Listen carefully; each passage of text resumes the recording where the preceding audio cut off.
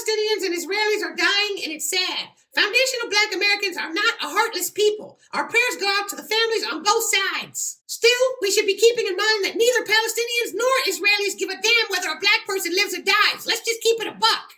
They've been fighting over their differences and disagreements over there for a long time. But I bet you a shiny new nickel I know one thing they all do agree on. Anti-Black racism. Sure, when it's politically expedient for them, you'll hear them babbling a couple of Martin Luther King quotes. But later the same day, they'll be right alongside white supremacy undermining Blacks. It wasn't long ago when they were working with white supremacy to publicly lynch Kyrie Irving for nothing.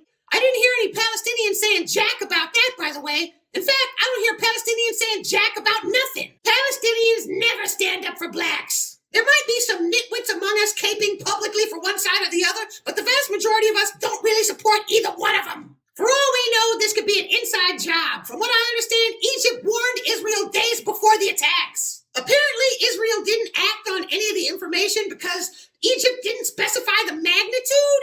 That sounds a little funny style to me. And don't tell me Egypt, with its limited capabilities, learned something Israel with its multi-billion-dollar capability didn't?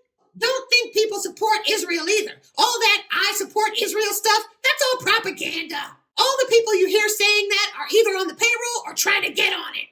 If this becomes any kind of long-term situation, the fact that most of the public really doesn't support them is going to become painfully obvious. I remember reading some years ago that the reason why Hitler started doing all those mass murders was because nobody would take them in. Initially, he threw them out, but they were languishing on the borders for months because none of the good supporters wanted them. The American government knows whites don't really care about Jews. The more Biden gets pulled into all this, the more Black support he's going to need for it. When you consider the fact that more and more of us are getting fed up with him, his only option is going to be to guilt trip us more and insult us more. It's already coming to that. Biden's lack of appeal will only get worse.